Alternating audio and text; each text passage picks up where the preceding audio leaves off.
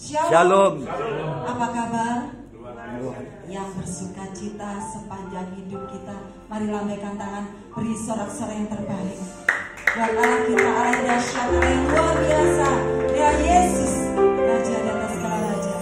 Kami bersyukur Tuhan kalau sore hari ini kami boleh datang menghampiri tahta-Mu, menyembah Engkau, memuji Engkau, semua karena Engkau baik, sangat baik dalam setiap hidup kami. Mari Bapak Ibu yang terkasih, kita mau datang kepada Tuhan, kita mau menyembah Dia. Bapak, kembali kami mengucap syukur Tuhan. Sungguh Kau Allah yang baik, sangat baik dalam setiap hidup kami. Kalau sampai saat ini Tuhan, Tuhan masih berikan kesempatan untuk kami boleh memuji, menyembah Engkau, untuk kami boleh datang beribadah di tempat ini. Semua karena Engkau mengasihi kami, semua karena Engkau anugerah-Mu yang begitu besar atas hidup kami Tuhan. Terima kasih ya Bapak. Tiba saatnya Tuhan, sore hari ini kami mau Tuhan, kami mau duduk di bawah kaki-Mu, kami mau menyembah Engkau, kami mau mengagungkan nama-Mu Tuhan. Karena hanya Engkau Allah yang layak kami tinggikan, Allah yang layak kami agungkan. Terima kasih ya Yesus. Terima kasih Tuhan buat segalanya Tuhan, buat segalanya yang Tuhan sudah nyatakan dalam setiap hidup kami. Terima kasih ya Bapa. Inilah Tuhan, kami mau membuka hidup kami, hati kami Tuhan, untuk kami menyembah Engkau, untuk kami mengagungkan nama-Mu. Kami percaya Tuhan, saat kami menyembah Engkau Tuhan, Kau bertata atas pujian kami. Saat kami menyembah Engkau Tuhan, Kau melawat siap kami Tuhan. Terima kasih ya Yesus. Kami siap Tuhan menyembah Engkau, kami siap Tuhan Kau penuhi dengan roh. Hanya di dalam nama Tuhan Yesus kami berdoa. Yang percaya dan siap menyembah Tuhan bersama katakan amin. Kita mau datang kepada Tuhan dengan segenap hati kita, dengan kerinduan akan Tuhan. Kita mau menyembah dan memuji Dia.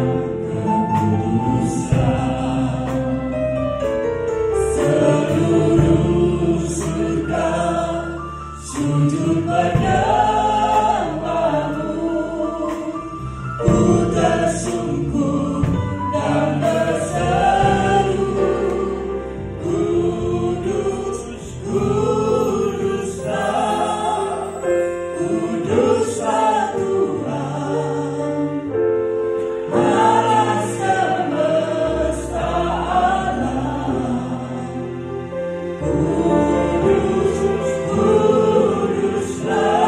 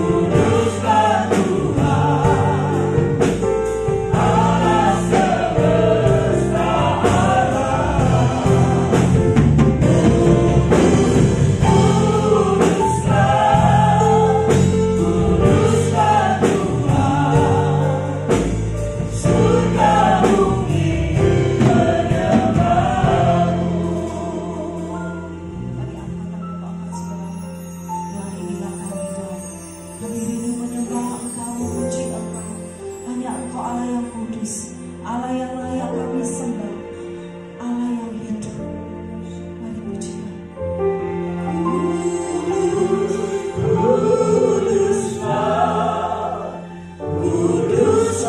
Tuhan.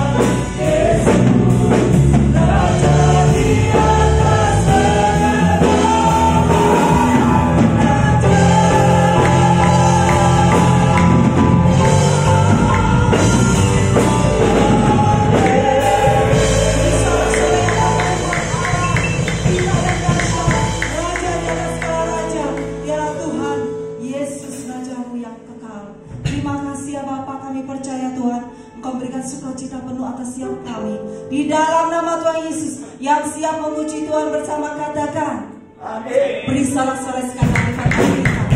Amin. Mari kita yang rindu memuji Tuhan, tepuk tangan semua.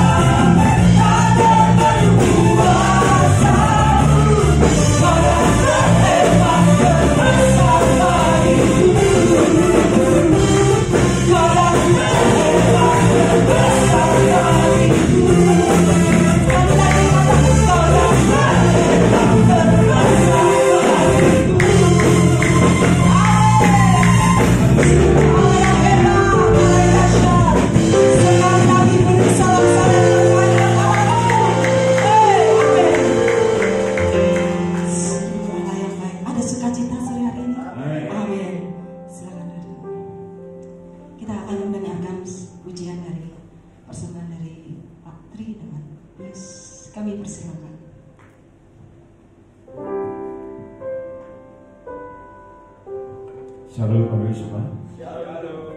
Iya, puji nama Tuhan. Apa semua sehat? Amin. Amin. Ya, puji nama Tuhan. Kalau kita boleh disertai Tuhan, sehat sebelum ada kasih karunia pada kita semua yang memberikan kesempatan kepada kita.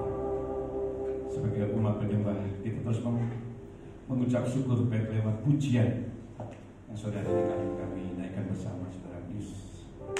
Haleluya.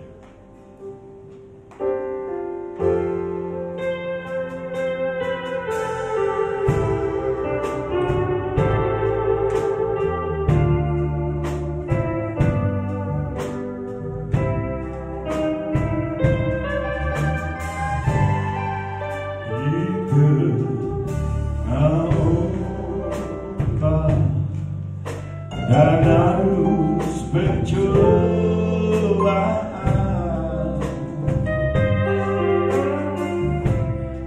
hampir terhilang tujuan arah hidupku.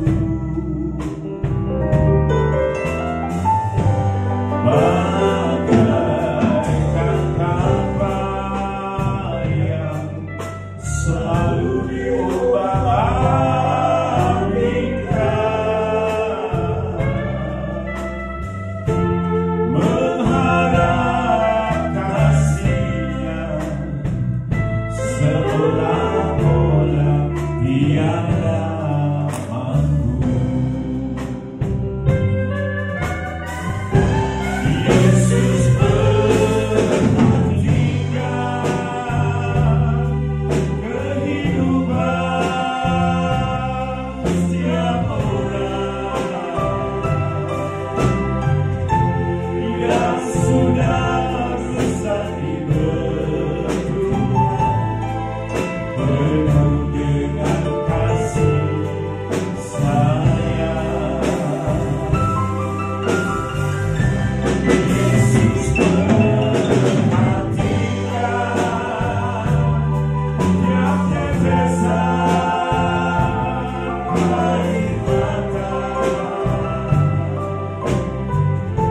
Dia melihat hatiku yang penuh kesalahan dosa.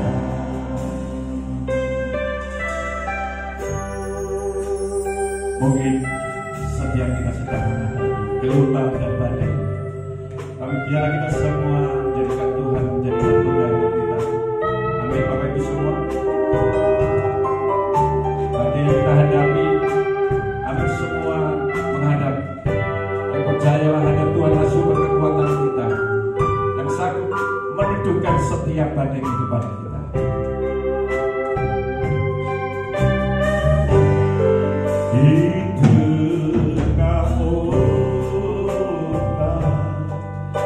Dan harus percobaan,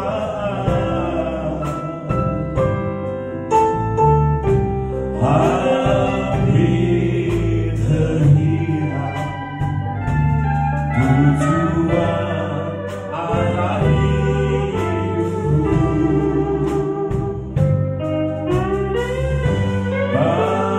Bagaikan kapal yang selalu diombak-ambikan, berharap kasihnya seolah-olah tiada mampu. Yesus memperhatikan kehidupan setiap orang yang sudah dibentukkan penuh dengan kasih sayang. Yesus perhatikan yang tetesan air mata. Dia mengenal hatiku yang penuh penyesalan dosa. Dia mengenal hatiku yang penuh penyesalan dosa. Dia mengenal hatiku yang penuh penyesalan dosa.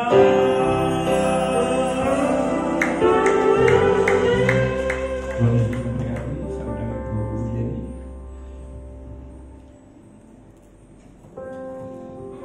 Puji Tuhan, pujian yang luar biasa. Mari kita persiapkan hati kita, kita mau dengar-dengarkan firman Tuhan.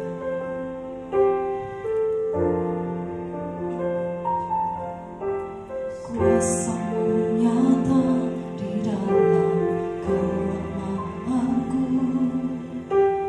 kekuatan-Mu menopang seluruh hidupku. Dari mana datang pertolonganku? Hanya Yesus pertolonganku.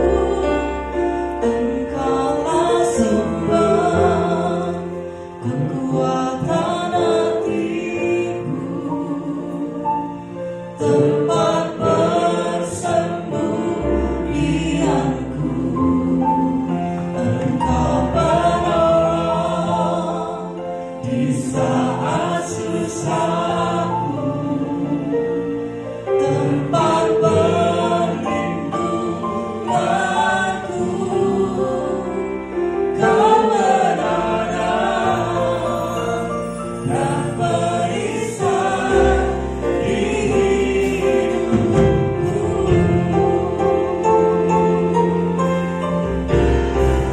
Engkaulah sumber kekuatan hati.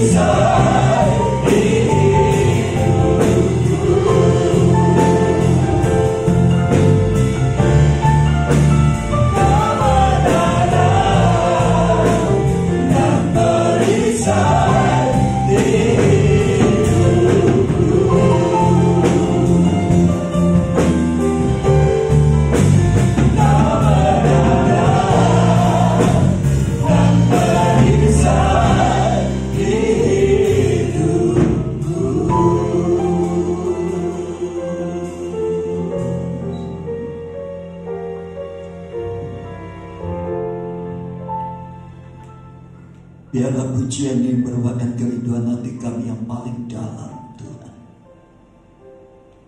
Bahwa Engkaulah Allah yang menjadi perisai di dalam kehidupan kami.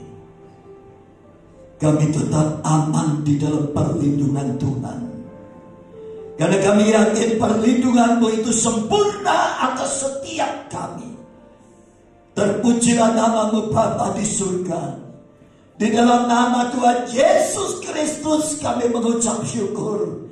Karena Roh Kudus yang Tuhan utus di antara kami menyertai perjalanan hidup kami dari hari lepas hari sampai hari ini.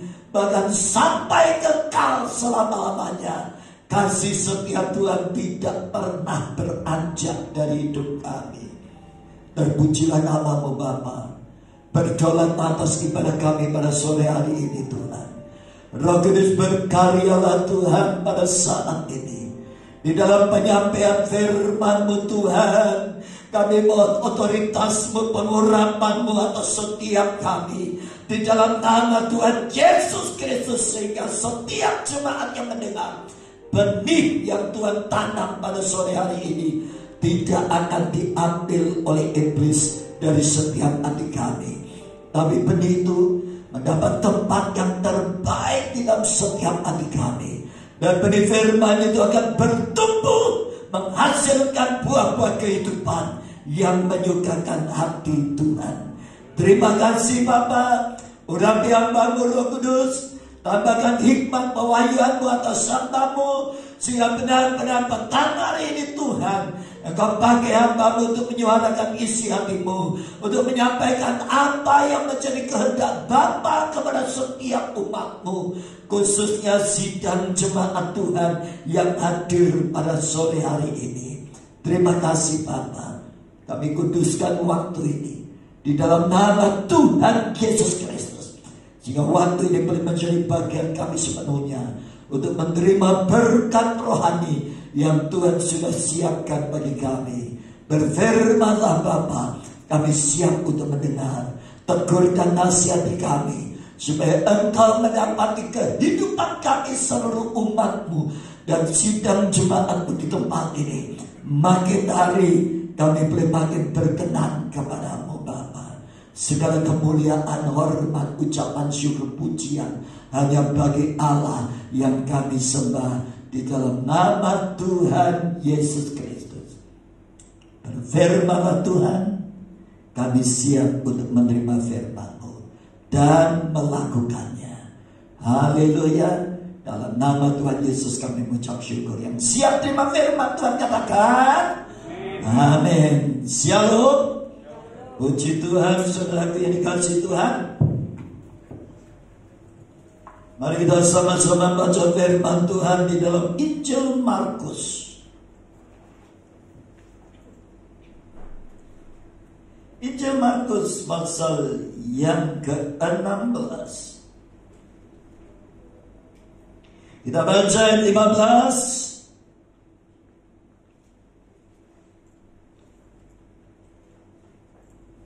Sampai dengan ayat yang ke-18.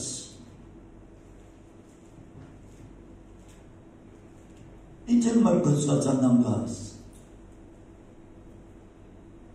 ayat 15. Lalu ia berkata kepada mereka, pergilah ke seluruh dunia, beritakanlah Injil kepada segala makhluk. Siapa yang percaya dan dibaptis akan diselamatkan, tetapi siapa yang tidak percaya akan dihukum. Tanda-tanda ini akan menyertai orang-orang yang percaya. Mereka akan mengusir setan-setan demi nama-Ku. Mereka akan berbicara dalam bahasa-bahasa yang baru bagi mereka. Mereka akan memegang ular. Dan sekalipun mereka minum racun maut, mereka tidak akan mendapat celaka. Mereka akan meletakkan tangannya atas orang sakit, dan orang itu akan sembuh. Amin. Saudara yang dikasihi Tuhan, Ayat-ayat ini terkenal dengan nama amanat agung Yesus Kristus.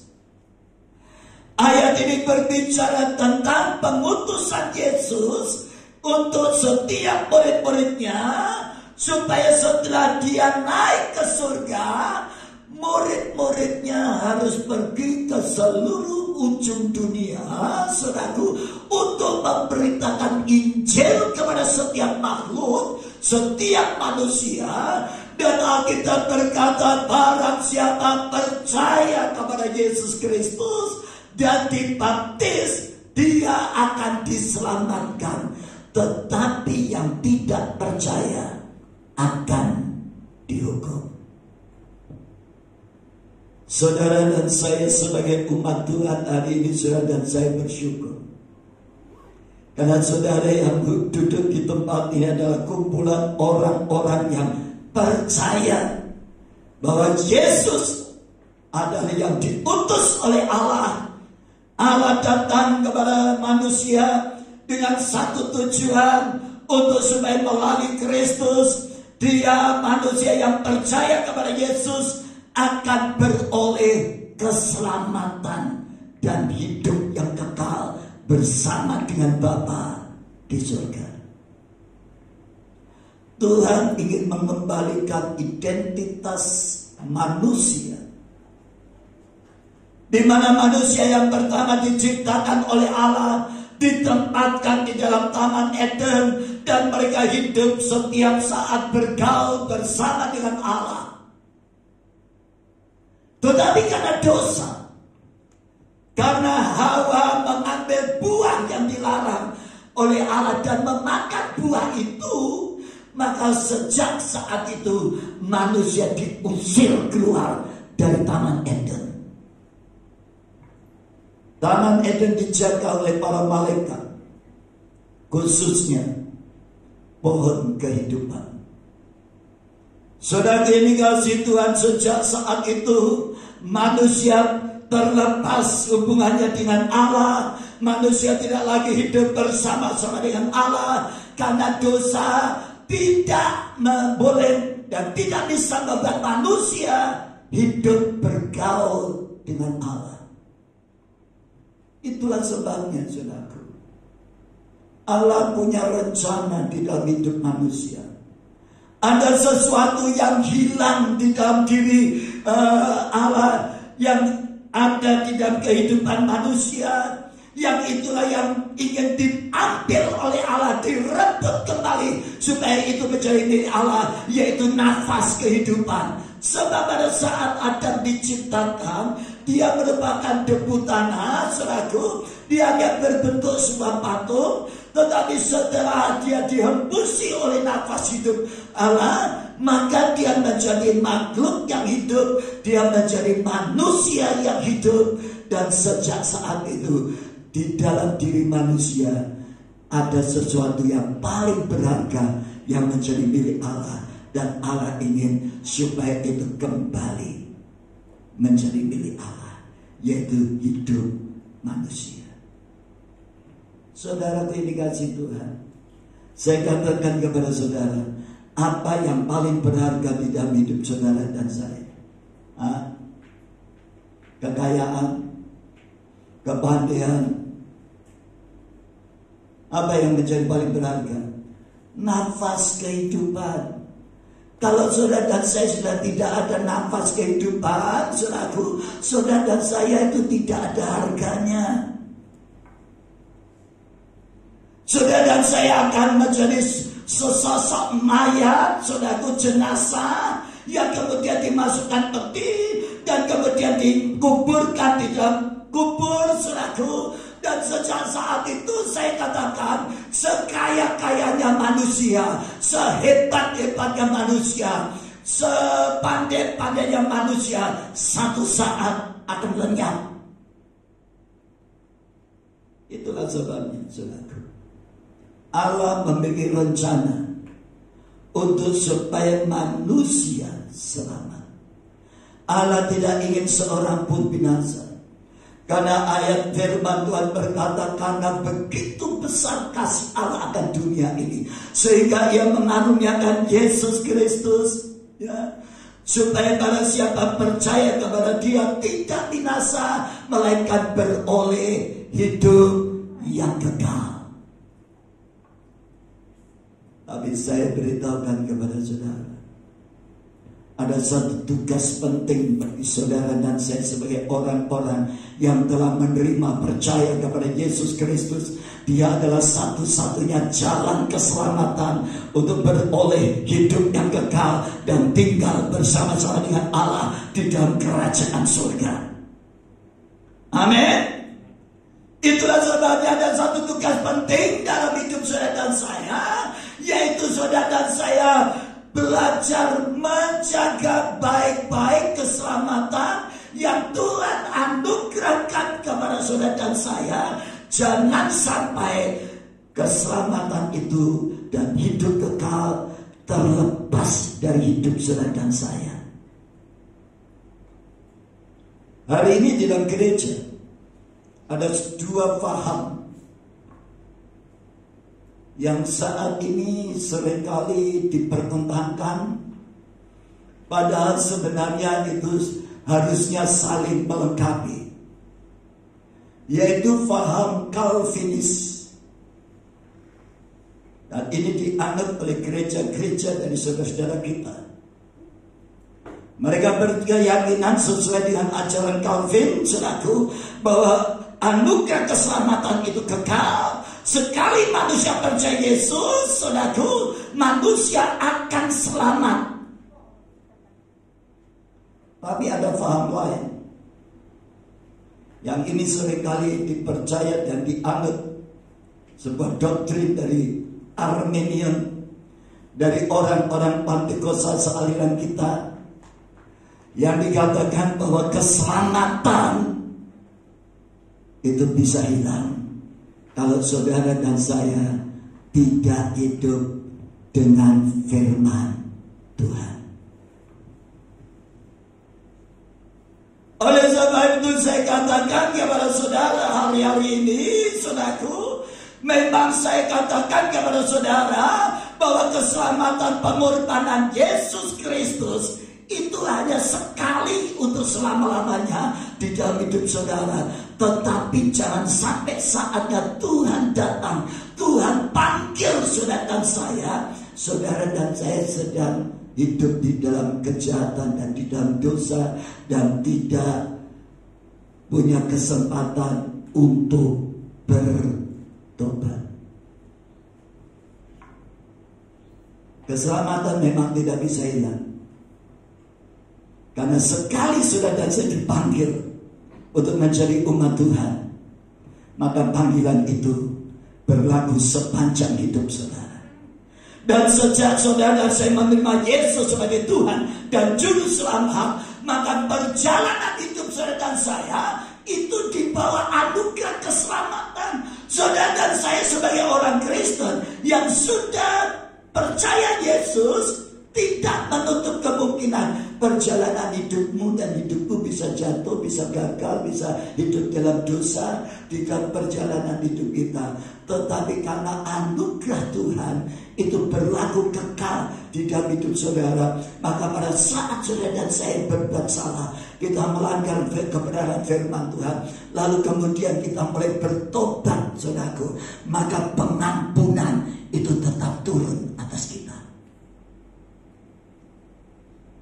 Itulah sebabnya saya katakan kepada saudara, hari-hari ini saudaraku, Tuhan ingin supaya saudara dan saya sebagai orang-orang percaya menjaga baik-baik keselamatan yang Tuhan berikan kepada saudara dan saya. Karena apa? Karena ingat saudaraku, jangan sampai keselamatan, anugerah yang Tuhan berikan kepada saudara dan saya itu terlepas dari hidup saudara dan saya karena dosa. Oleh sebab itu saudaraku, kita lihat dalam firman Tuhan, jangan sampai jemaat hamba-hamba Tuhan dan saya termasuk saudara kita semua menjadi orang-orang yang pada akhirnya kita tidak menerima keselamatan. Maka sia-sialah pelayanan kita, pengorbanan kita, kesetiaan kita di dalam kita melayani pekerjaan Tuhan, di dalam pengiringan kita kepada Tuhan. Jangan sampai semuanya itu hanya menjadi sebuah kesia-siaan di dalam hidup saudara dan saya. Yang pertama,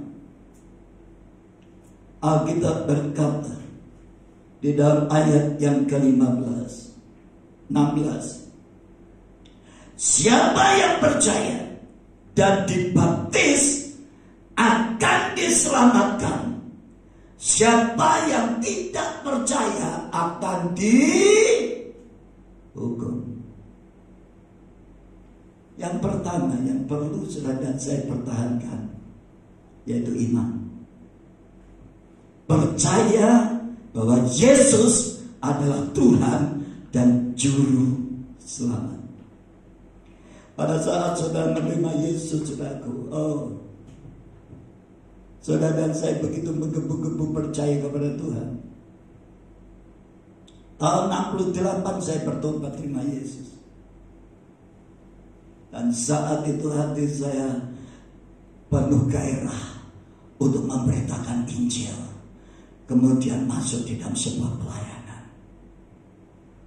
Tetapi saya beritahukan kepada saudara, di dalam perjalanan hidup kita, bukan sekedar kita percaya Yesus sebagai Tuhan dan Juru Selamat, tetapi hari ini, apakah saudara dan saya tetap percaya bahwa Yesus sanggup menolong saudara, memberkati saudara, meskipun hari ini badai gelombang tekanan di dalam hidup saudara menghimpit begitu berat dalam hidup kita.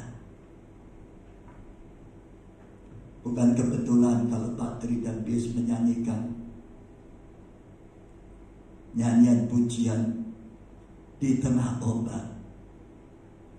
Pada waktu tahun 78 saya penginjilan di Manado.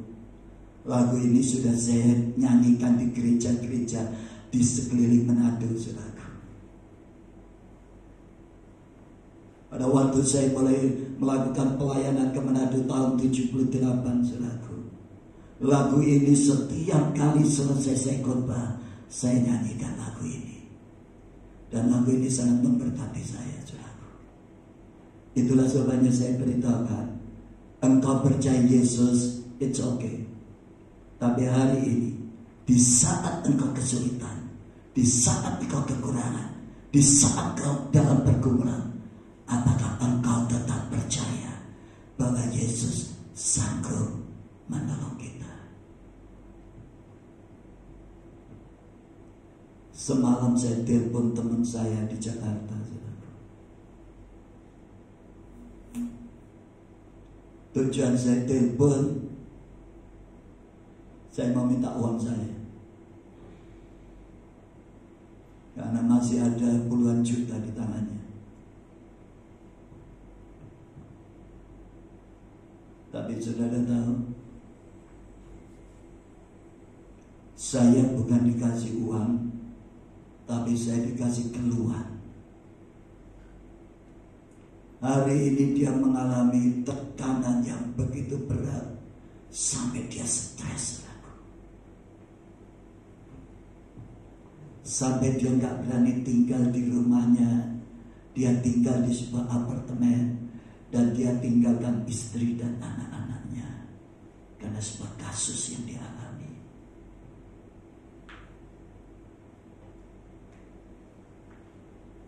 Dia memiliki problem kredit macet 35M.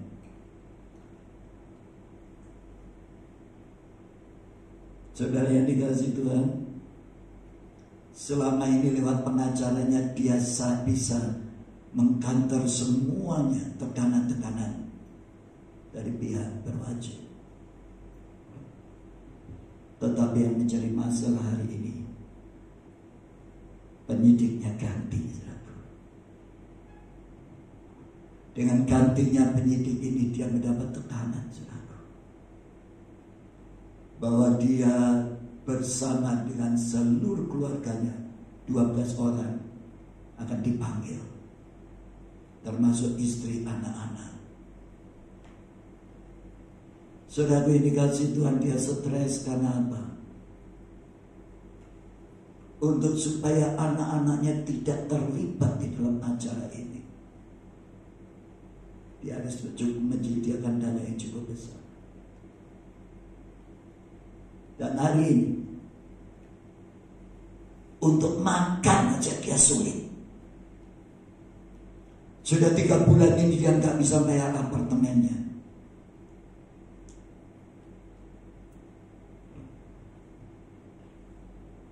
Dan saudara tahu, 1 minggu istrinya cuma dikasih uang belanja 200.000 rupiah. 1 minggu.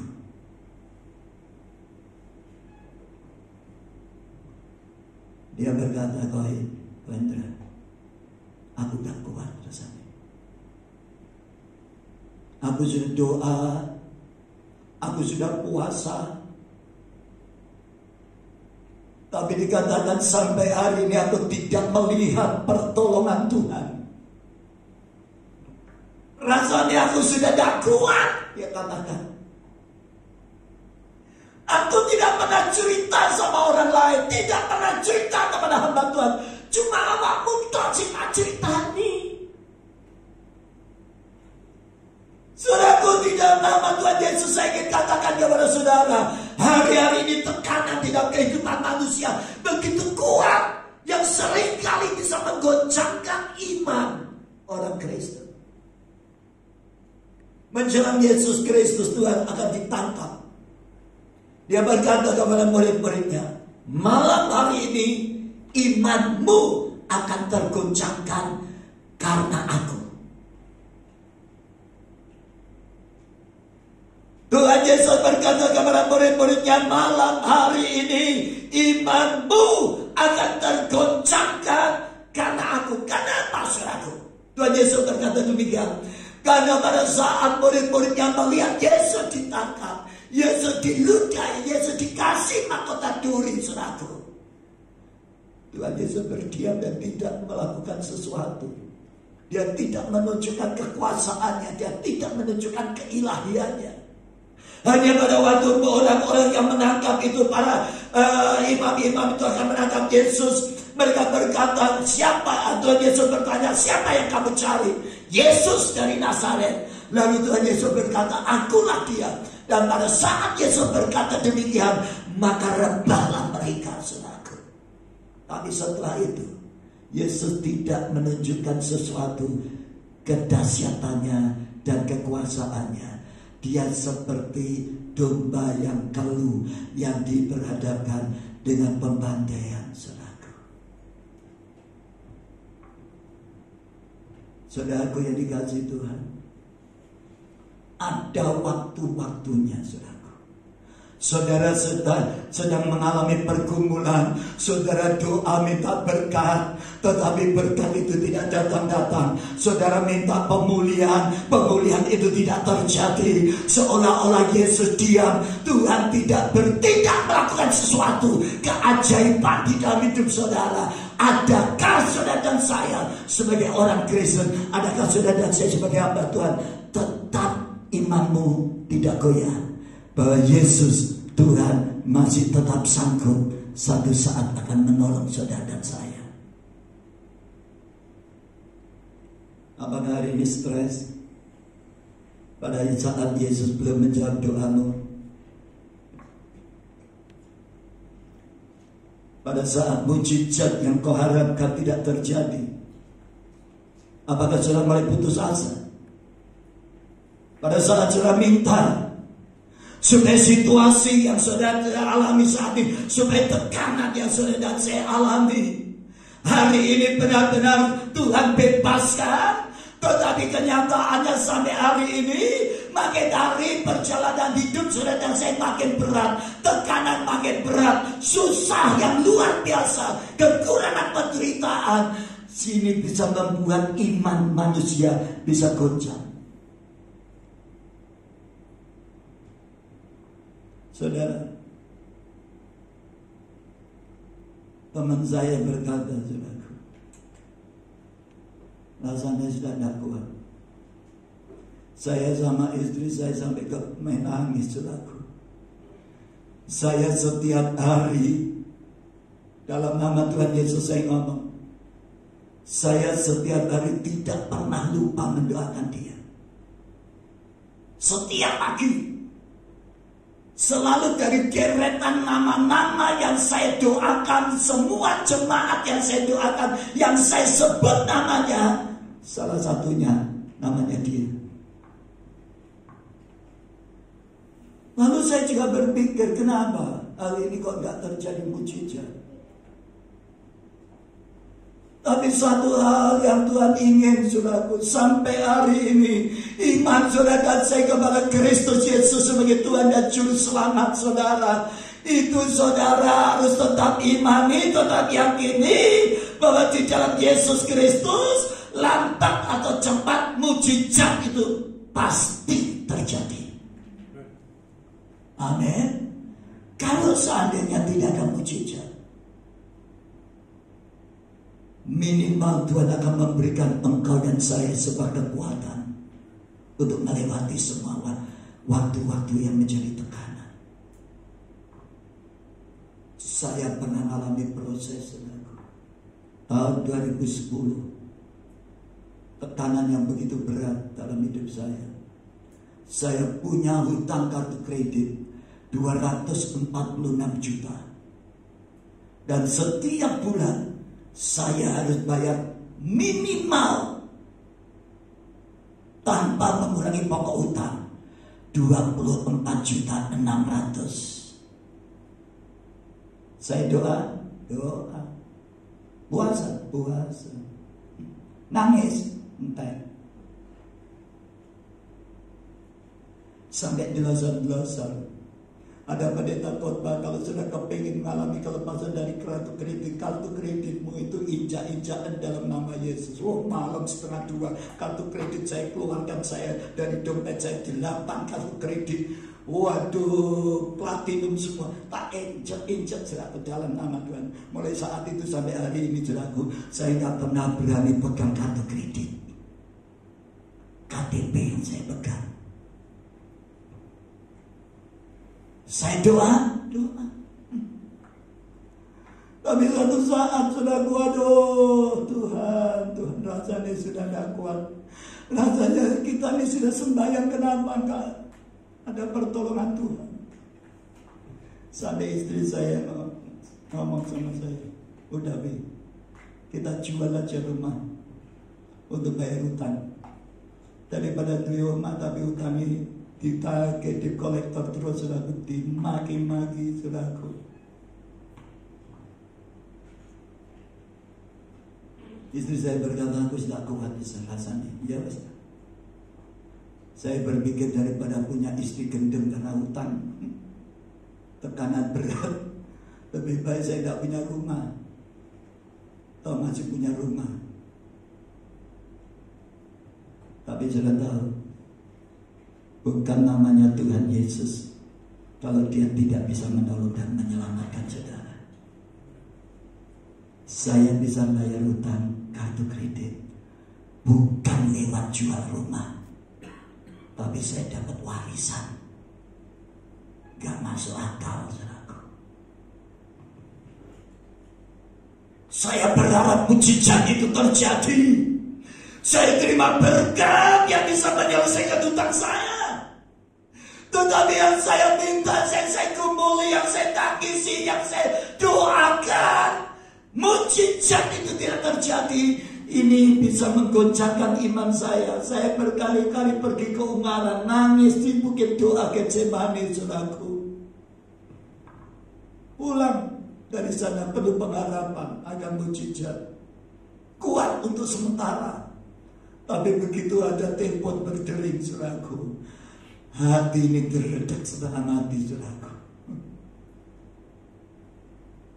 Saya beritahukan kepada saudara, percaya gampang.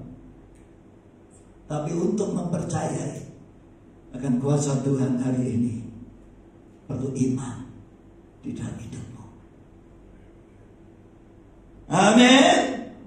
Alkitab berkata, barang siapa percaya dan dibaptiskan akan diselamatkan. Tetapi siapa yang tidak percaya, dia akan dihukum. Hari ini saudara dan saya pun percaya kepada Yesus Kristus. It's okay. Tetapi hari ini di tengah-tengah pergumulan kesusahan saudara dan saya, apakah engkau tetap yakin ada berkat penyertaan mujizat Tuhan terjadi atas hidupmu? Hari ini virus corona sedang menggoncangkan iman orang Kristen, sehingga banyak orang Kristen tidak percaya akan perlindungan Tuhan dalam hidupnya. Sebagai bukti, mereka takut ke gereja. Mereka lebih senang di rumah. Istri saya tadi nyelentuk begini. Sore pada waktu kami lagi tidur, istri saya begini, kalau situasi seperti ini, orang lagi lama-lama jadi malas ke gereja.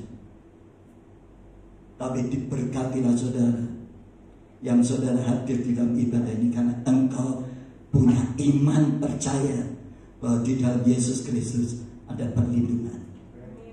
Amin. Itulah sebabnya saudaraku, pada saat yang Tuhan Yesus berkata di dalam Lukas 18 ayat 8, dikatakan saudaraku, adakah iman di muka bumi saat anak manusia itu datang? Rupanya menjelang akhir zaman, penderitaan, kesusahan membuat orang di dalam ketakutan, dan tidak sedikit orang Kristen akan goncang imannya dan gak yakin benar-benar bahwa Tuhannya itu sanggup menolong dia. Yang kedua,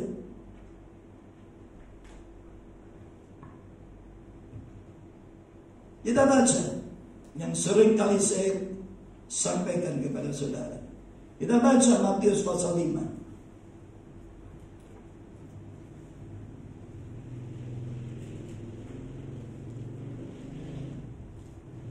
Matius pasal 5 ayat 20. Maka aku berkata kepadamu, jika hidup keagamaan tidak lebih benar daripada hidup keagamaan ahli-ahli Taurat dan orang-orang Farisi, sesungguhnya kamu tidak akan masuk ke dalam kerajaan surga. Inilah saudaraku. Saya jangan pikir kalau kita jadi Kristen tapi jaminan pasti masuk kerajaan surga. Belum tentu. Kalau Tuhan berkata, kalau hidup keagamaanmu dan hidup keagamaanku tidak lebih benar daripada orang Farisi, Yesus berkata, kamu tidak akan masuk ke dalam kerajaan surga. Jadi orang Kristen, orang yang sudah percaya kepada Yesus Kristus, dia punya modal utama, yaitu jaminan keselamatan dan hidup yang kekal di dalam kerajaan surga. Tetapi kalau hidup keagamaanmu tidak lebih benar daripada orang-orang Farisi, saudara dan saya tidak akan pernah masuk ke dalam kerajaan surga.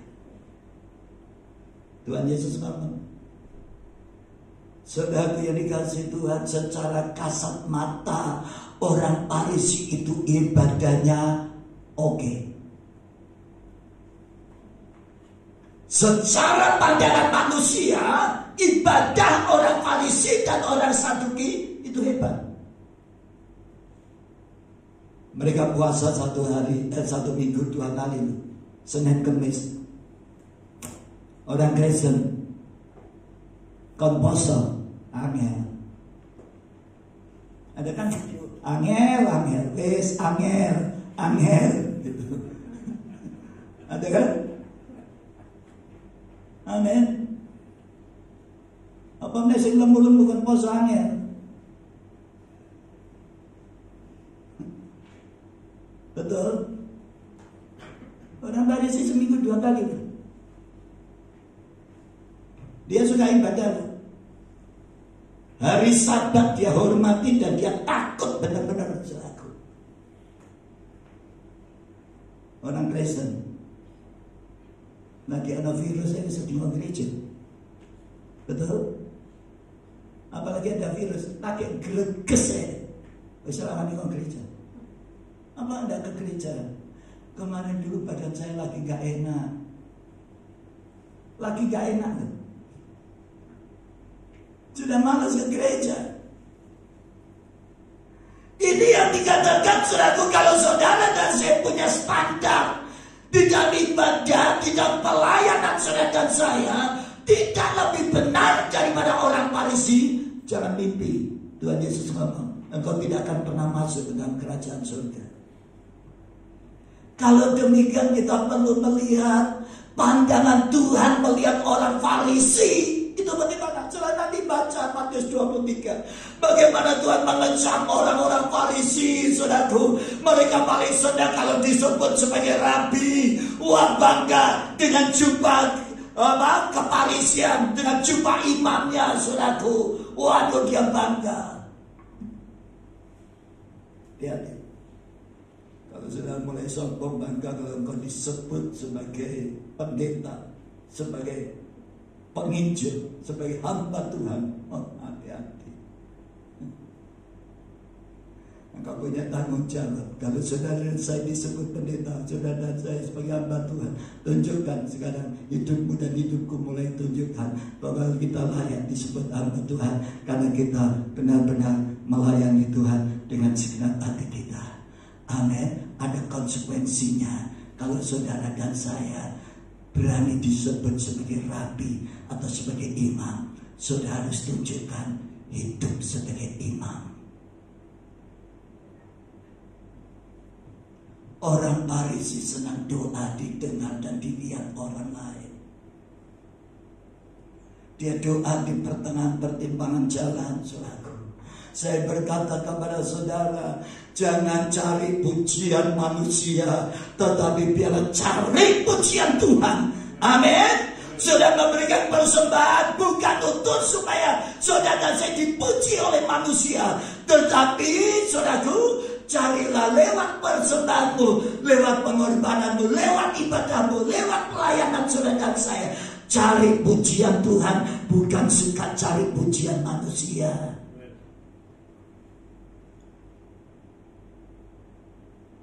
Di gereja ini, jujur, saya seringkali mencoba seorang hamba Tuhan di tempat ini yang melayani. Satu saat BL saya jadikan singer. Saatnya pengkhotbah saya jadikan singer. Saya kembali lihat apakah mereka mengerjakan dengan kerendahan hati, ataukah dia merasa, oh aku ini kan pengkhotbah, aku ini kan BL, kenapa aku jadi singer?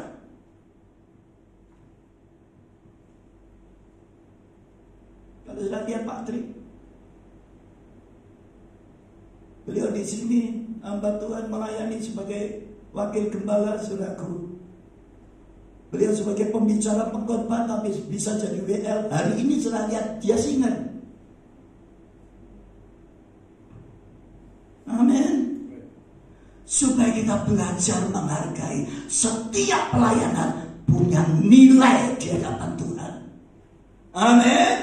Jangan cuma mencari pelayanan yang cuma tampil di hadapan manusia, supaya dilihat manusia dan dipuji oleh manusia. Engkau hebat. No.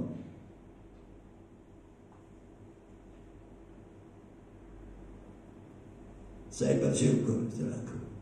Sebuah pelayanan yang tidak dilihat oleh manusia, yang sering kali tidak dihargai manusia, tetapi sangat memiliki nilai penting dalam sebuah gereja, adalah bentuk syafaat seperti Ibu Heni. Bentuk syafaat gak terkenal. Yang terkenal itu pemuji. Pengkhotbah itu terkenal. Pendoa syafaat itu enggak terkenal, enggak dilihat oleh manusia, tapi dialah akar dari sebuah pohon, saudaraku. Dialah yang membuat gereja itu kokoh, gereja itu kuat.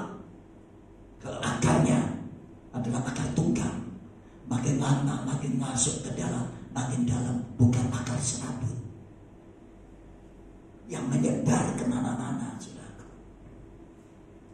Oleh sebab itu, saudaraku yang dikasihi Tuhan, hari ini Tuhan ingin supaya ibadahmu, pelayananmu benar-benar tertuju hanya untuk kemuliaan Tuhan. Amin. Untuk kepujian dan hormat, pujian bagi Yesus Kristus sebagai Tuhan, dan kepada Allah Roh Kudus yang memberikan saudara dan saya pengurapan, hikmat dan pewahyuan. Tanpa Roh Kudus, saudara dan saya tidak ada apa-apanya. Amin. Yang ketiga,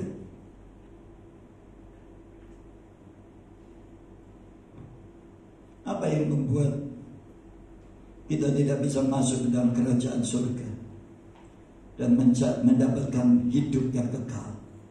Kita baca Matius 7 ayat 21 sampai 23.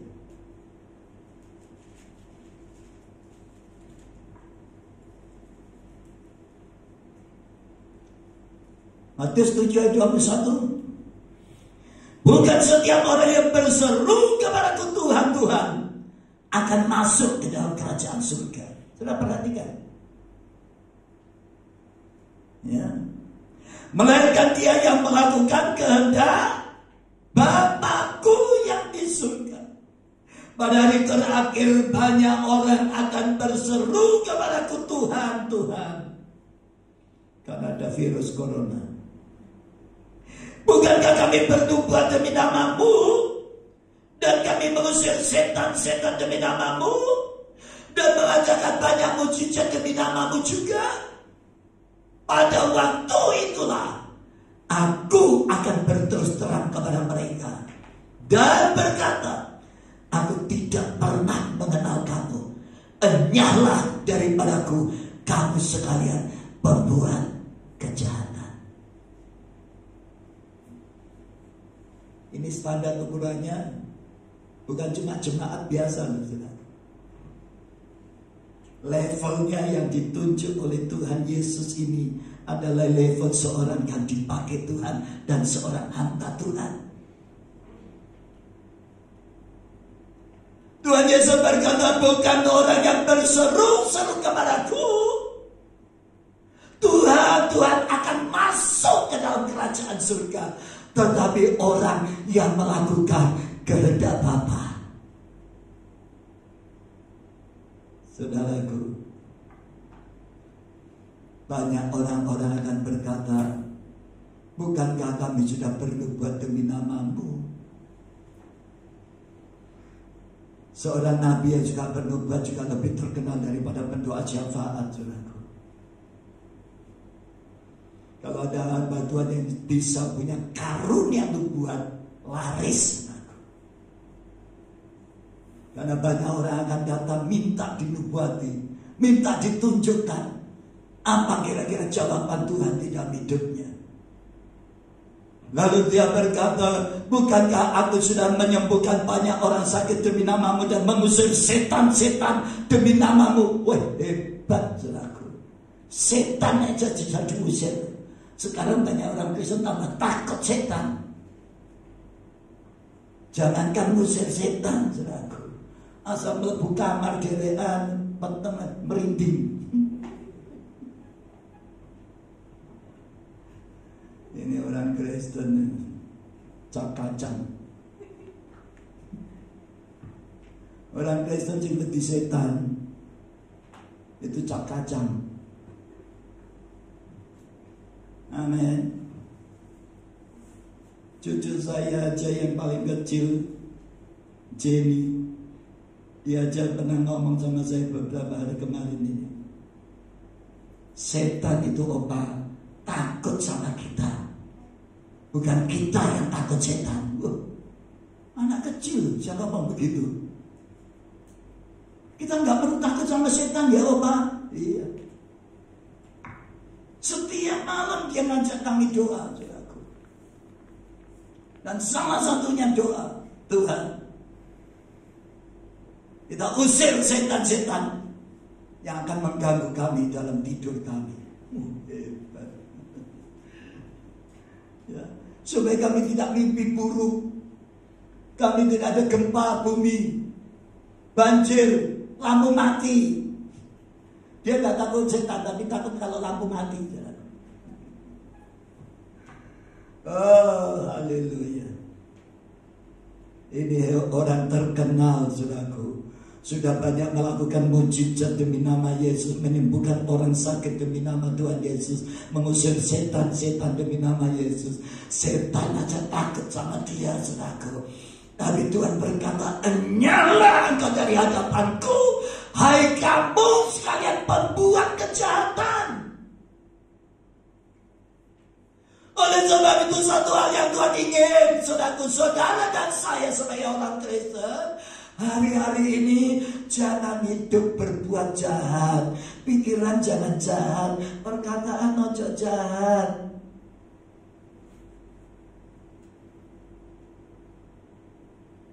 Orang jadi jahat gak perlu sekolah, saudara. Tapi orang baik perlu sekolah. Amin. Saudara ini kasih Tuhan. Orang berbuat jahat itu karena pergaulan bisa membuat orang itu jadi jahat. Tahun 60-an saya anak geng.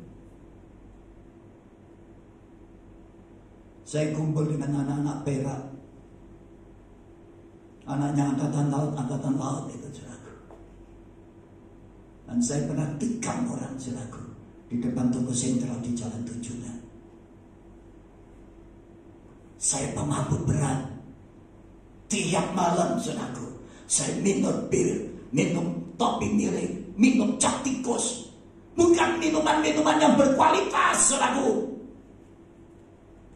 Tapi saya minum minuman yang kualitas rendah, cap tikus, topi miring. Iso gak ada otak miring. Saya 8 teman, saudaraku. Habis kita berkelahi dan saya tikam orang, saya ditangkap polisi. Semalam sebelum kami diajar di kantor polisi seksi 3 Bubutan. Saya ditendang, saudaraku. Kepala saya bentur tembok, saudaraku. Diajar, dipukul, saudaraku. Teman saya sampai 2 minggu gak bisa makan. Buka mulutnya tuh rahangnya sakit, saudaraku. Mukanya bengep semua, saya tahan. Muka saya dikatakan saya dipukul, dada. Kaki digelintir sama pipa besi, saudaraku. Untung orang yang saya tikam tidak mati. Kalau mati saya kena hukuman pidana, saudaraku, pembunuhan. Sekarang ada pasal berlapis, saudaraku. Tapi saya bersyukur, saudaraku. Kami ditolong oleh salah satu provos, Letnan Tabrani. Malam setengah 3 saya dibawa keluar dengan rombongan semua. Saudara, berbuat jahat gak perlu sekolah. Bergaul dengan teman, saya kenal rokok, kenal ganja. Oleh sebab itu saya katakan kepada saudara, kalau saudara dan saya kepingin menjadi orang Kristen yang memiliki hidup kekal dan hidup bersama di dalam kerajaan surga bersama Kristus, jangan hidup berbuat jahat terhadap orang lain. Lakukan apa yang menjadi kehendak Tuhan, bukan lakukan apa yang menjadi kehendakmu. Amin. Setiap hari saudara diperhadapkan dalam sebuah pilihan, melakukan kehendak Tuhan atau melakukan kehendak diri sendiri. Setiap hari saudara saya diuji, setiap hari saudara saya diproses lewat tantangan, lewat keinginan, lewat kedagingan, lewat segala sesuatu. Di situ saudara saya ditantang, saudaraku, untuk melakukan kehendak Tuhan atau kehendak daging kita. Amin. Ingat tuh, yang masuk kerajaan surga itu hanya orang yang melakukan kehendak Tuhan. Doa saudara usir setan, hebat. Saudara bisa menyembuhkan orang sakit, hebat. Dalam pelayanan kami, saudaraku, saya banyak melihat mujizat. Waktu saya buka cabang di Persekutu PD di Situbondo, di Probolinggo, Tuhan menyertai dengan mujizat luar biasa. Banyak orang sakit sembuh. Banyak orang yang terikat dengan iblis, kuasa kegelapan, dilepaskan. Salah satunya di Situbondo, saudaraku, saya melihat karya Allah itu dahsyat. Satu hari di dalam PD kami ada seorang om gondrong gitu. Saya biasa mendoakan keliling mereka pada waktu kami lagi penyembahan. Saya doakan. Pada saat saya doakan, ada satu uap panas yang keluar dari kepalanya. Saya tarik, saudaraku, tangan saya. Begitu selesai PD, saya panggil, kok sini kok, yuk kita ngobrol. Lalu pada saat saya ngomong sama dia, pada waktu saya mendoakan kau, ada uap panas yang menolak tangan saya. Saya katakan, kamu banyak jimat ya. Serahkan malam hari ini. Dia kaget, saudaraku. Dia ngomong, Pak, sebentar ya. Ini kata-kata hari Kamis malam Jumat saya dengar. Angkat kata-kata pada waktu saya semedi di tengah alun-alun Situbondo, di bawah pohon ringin. Dia katakan, malam Jumat saya lagi puasa, lagi topo. Dia katakan, saya dengar ada suara berkata, serahkan, serahkan. Lalu dia bertanya, Pak, apa yang saya harus serahkan? Kamu punya jimat banyak. Saya katakan, ayo kamu serahkan sekarang. Lalu dia berkata, baik Pak, tunggu saya pulang dulu. Dia langsung keluar dari rumahnya Pak Samuel Lee, saudaraku. Dia naik Honda Astrea yang baru crash, nomornya masih Profit, nomor putih. Di starter dia bisa, saudaraku. Saya cuma sekedar tumpang tangan atas segelnya. Dan saya berkata dalam nama Tuhan Yesus, iblis kau tidak ada hak untuk menghalangi dia untuk mengambil jimatnya. Begitu dia starter, langsung jerum, saudaraku. Kira-kira 15 menit kemudian dia datang, saudaraku, bawa bungkusan plastik yang cukup banyak, ya saudaraku. Lalu pada saat itu dia jejer ada 6 keris yang baru dikasih. Nah, kalau surah ini kan waktunya bersihin gaman, ya, aji-aji jimat itu, saudaraku. Ada bunga melatinya, ada kenongonya. Wah, baunya menyengat. Lalu dia jejer di depan saya. Lalu dia tanya, tolong Pak Pendeta, tunjukkan kepada saya di antara keris yang saya dapat ini, yang paling ampuh menurut Bapak yang mana? Nah, saya bukan keturunan Empu Gandring. Saya ini pendeta. Tapi kalau pendeta ditanya begitu tidak bisa nunjuk, no, kan isim. Saya bahasa roh. Tuhan, engkau tahu dari 7 keris. Dari 7 keris ini yang mana yang paling ampuh? Saya pegang satu, saya angkat. Saya taruh, saya bahasa roh, saya angkat. Satu, taruh, angkat satu sampai 7 kali. Saya ambil. Lalu keris nomor 4 saya pegang. Tak.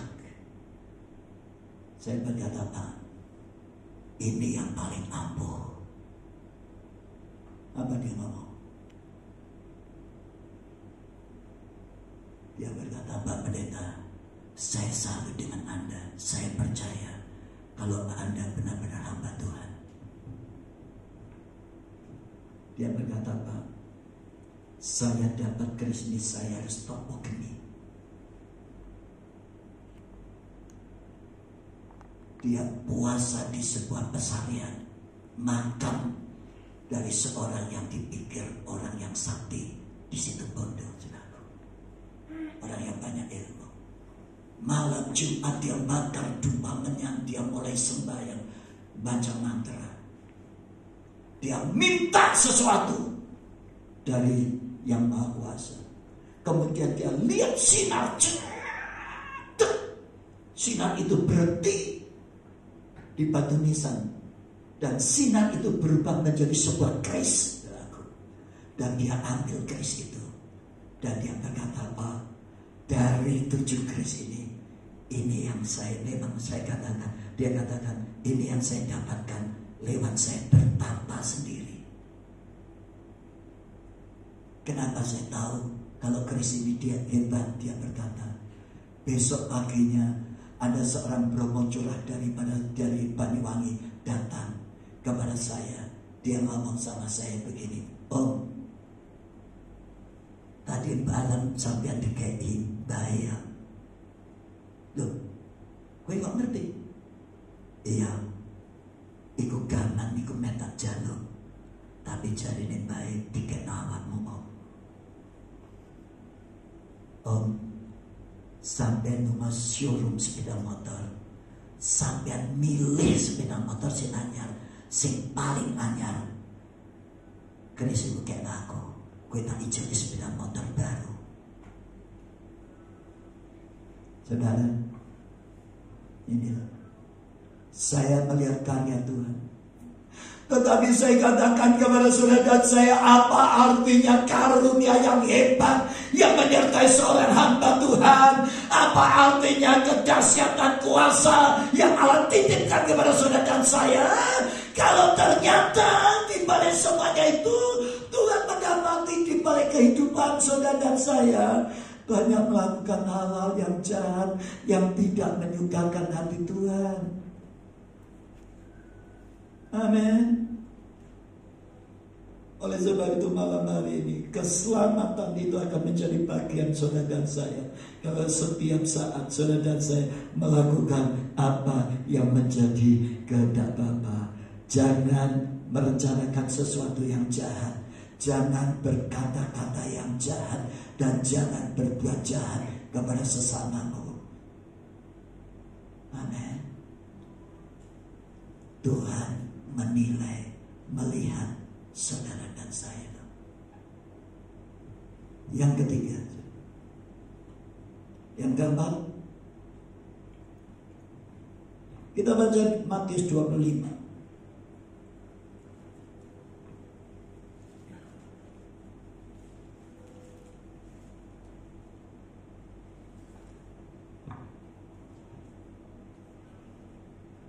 Kita baca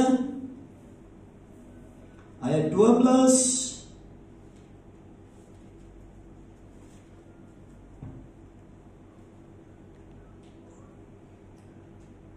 atau ayat 10 dulu ya. Ayat 9 boleh lah.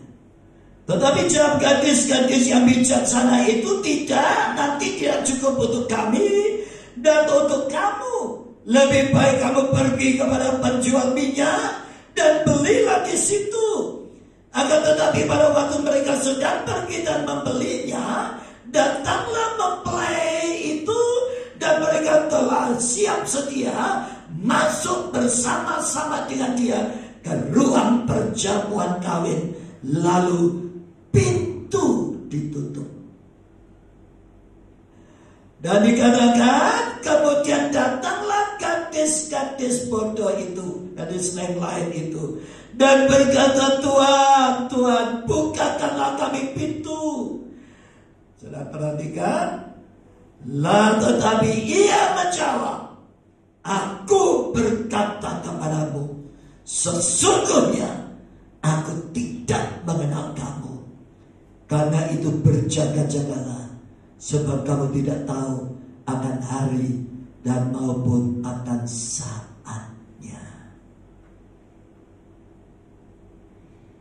Dalam perumpamaan ini tentang 5 anak gadis bijaksana dan 5 anak gadis bodoh, itu berbicara tentang orang Kristen. Semua orang Kristen, aliran apa saja, gereja sinode apa saja, hari ini sedang menantikan masa Advent, masa kedatangan Yesus Kristus untuk kedua kalinya. Tapi kalau orang berkata, ayo bertobat, kerajaan surga sudah dekat, orang itu akan berkata dari dulu. Ini kata-kata seringkali aku dengar, Tuhan Yesus akan segera datang, tapi kapan? Yesus berkata, tidak ada seorang pun yang tahu. Anak tidak tahu, malaikat juga tidak tahu. Yang tahu itu cuma Bapa. Jadi kalau ada hamba Tuhan yang meramalkan, ngomong bahwa Yesus akan datang nanti tanggal sekian, bulan sekian, tahun sekian, jangan percaya. Meskipun dia ngomong dia mendapat suara dari Tuhan. Untuk tidak tahu, itu pengajaran sesat itu. Karena Tuhan aja ngomong, Yesus saja tidak tahu loh, malaikat juga tidak tahu. Kok sampai ada hamba Tuhan bisa tahu? Dia lebih daripada Yesus. Sampai sekarang Yesus belum dapat order supaya turun kembali ke dunia, memerintah dengan kerajaan 1000 tahun. Sampai hari ini Yesus saja belum dikasih perintah. Sudah kurang lebih 90 hamba Tuhan meramalkan, menceritakan, memberitahukan akan kedatangan Yesus, tapi satu pun tidak ada yang tepat. Oleh sebab itu saya beritahukan kepada saudara, hari-hari ini Tuhan berkata, berjaga-jagalah kamu, karena kamu tidak tahu saat dan waktunya kapan dia datang.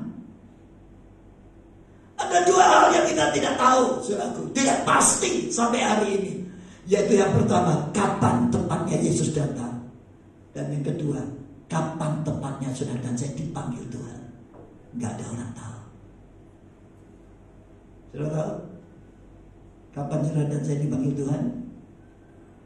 Saudara lebih senang mana? Saudara dan saya gak tahu, apa saudara diberitahu sok Kemis saudara mati? Saudara pilih mana? Lebih senang mana? Hah? Saudara diberitahu hari kematianmu, memento mori, atau saudara dan saya gak tahu? Menurut saudara lebih senang mana? Oh, kalau saya tahu kan saya bisa persiapan diri, Pak. Saya lebih senang kalau saya diberitahu, tenang kan. Gue makin cedek, makin beti, makin stres. Hah? Tuhan tidak pernah memberitahukan kepada saudara dan saya hari tepatnya, jamnya, detiknya saudara dan saya dipanggil Tuhan. Dan karena apa saudara dan saya dipanggil Tuhan? Saudara dan saya nggak tahu. Saudara dipanggil Tuhan saat lewat apa? Lewat musibah apa? Lewat sakit apa? Lewat kejadian apa? Saudara dan saya dipanggil Tuhan. Tidak ada manusia yang tahu. Oleh karena saudara dan saya nggak tahu, Tuhan berkata menasihati saudara, berjaga-jagalah.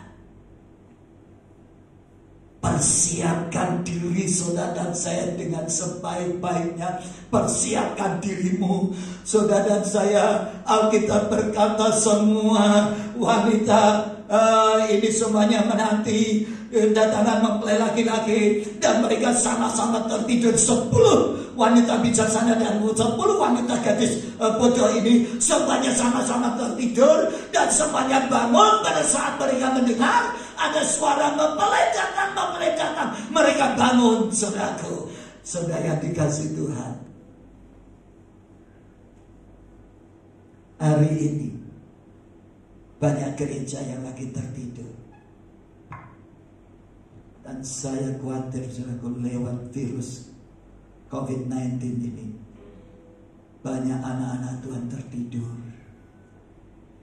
di dalam sebuah ketakutan. Itulah sebabnya saya mengapresiasi, saya menghormati, saya menghargai, saya sangat salut kalau saudara dan saya yang ada di gereja ini sudah tetap melayani, sudah tetap berani beribadah. Saya berdoa Tuhan tetap menyertai saudara dan saya. Amin. Yang terakhir saudara,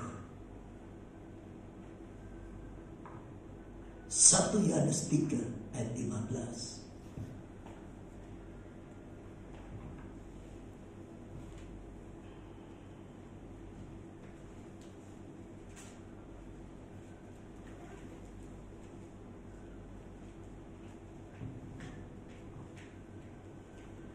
Dikatakan setiap orang yang membenci saudaranya adalah seorang pembunuh manusia. Dan kamu tahu tidak ada seorang pembunuh yang tetap memiliki hidup yang kekal di dalam dirinya. Yang terakhir saudaraku, kalau saudara dan saya kepingin memiliki hidup yang kekal di dalam Yesus Kristus, keselamatan hidup kekal bersama dengan Kristus di dalam kerajaan surga, jangan ada kebencian di dalam hatimu terhadap seseorang yang mencelakai saudara, yang menfitnah saudara dan saya, yang merugikan saudara dan saya, yang menghancurkan masa depanmu, yang menghancurkan nama baikmu. Tuhan ingin saudara dan saya hari ini lepaskan pengampunan kepada seseorang yang hari ini sangat menyakitkan hatimu. Karena Alkitab berkata, barang siapa membenci saudaranya, dia adalah seorang pembunuh manusia. Dan tidak ada seorang pembunuh yang mewarisi hidup, yang memiliki hidup yang kekal di dalam dirinya. Jadi orang Kristen sudah melangkah di dalam step pertama. Sudah kalau mau naik tinggi, sudah harus mulai ditentukan dari langkah awal. Begitu sudah berani melangkah terus. Amin. Sampai semua janji Tuhan itu digenapkan di dalam hidup saudara dan saya. Yang terakhir hari ini, buang segala kepahitan, kebencian saudara dan saya terhadap seseorang. Hampir semua orang punya sakit hati terhadap seseorang. Saya nggak tahu itu orang tuanya, istrinya, suaminya, atau mertuanya, atau koleganya, teman pelayanan. Tapi saya percaya saudaraku, pasti ada seseorang yang pernah melukai hatimu, pernah mengecewakan engkau. Tapi saya berkata kepada saudara, saya bisa menjadi seorang manusia. Bisa saatnya sakit hati, bisa saatnya saudara saya tersinggung, bisa saatnya saudara saya kecewa. Tetapi satu hal yang Tuhan ingin saudara dan saya perhatikan, jangan sampai kekecewaan, ketersinggungan saudara menjadi sakit hati dan kebencian terhadap seseorang.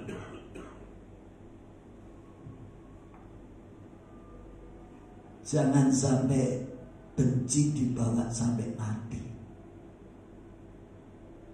Adalah pepatah bahasa Jawa berkata, tega uripe ora tega patine. Saudara yang dikasih Tuhan, oleh sebab itu saudara dan saya pada saatnya kita nggak tahu Tuhan panggil kita. Saatnya berakhirnya masa kehidupan saudara dan saya.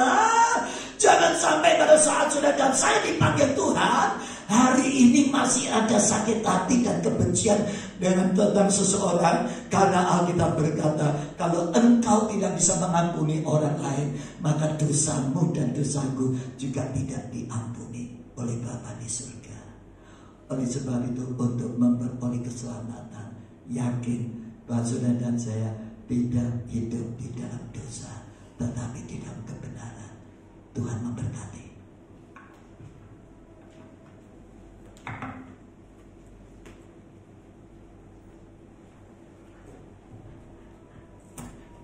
Yesus, haleluya.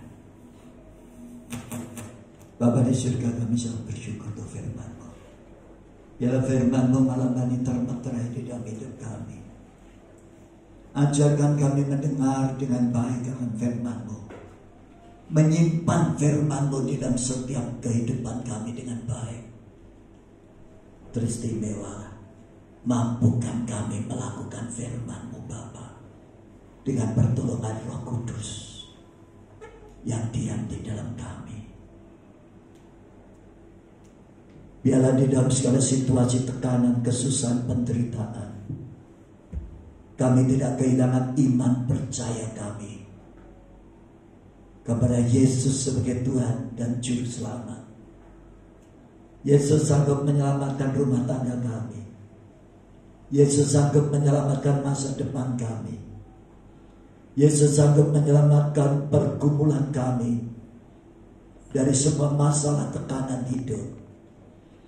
Karena memang Tuhan Yesus adalah Juru Selamat. Hanya Engkau yang sanggup menyelamatkan masa depan kami Tuhan, dari sebuah kehancuran kepada keberhasilan. Terima kasih Bapa. Engkau ingatkan kami malam hari ini, supaya kami memiliki standar kehidupan ibadah yang lebih baik, lebih benar daripada orang-orang Farisi. Ajarkan kami sebagai umat-Mu melakukan kehendak-Mu, bukan kehendak diri kami, bukan keinginan dan hasrat kedagingan kami. Ajarkan kami Tuhan untuk senantiasa hidup di dalam kasih-Mu, untuk tidak membenci seseorang yang menyakitkan kami Tuhan, yang memfitnah kami, yang setiap hari memproses kami. Karena firman-Mu berkata, besi menajamkan besi, manusia menajamkan sesamanya. Dan kami sangat bersyukur kalau Tuhan hadirkan seseorang untuk memproses kami, supaya keluar dari diri kami ini kasih yang penuh pengampunan. Terima kasih Bapa. Kami berdoa Tuhan, berkati semua jemaat-Mu, berkati setiap mereka yang mendengar firman-Mu. Biarlah Roh Kudus yang memampukan kami melakukan firman yang kami dengar pada malam hari ini. Hanya dalam nama Tuhan Yesus kami berdoa. Yang diberkati Tuhan katakan amin.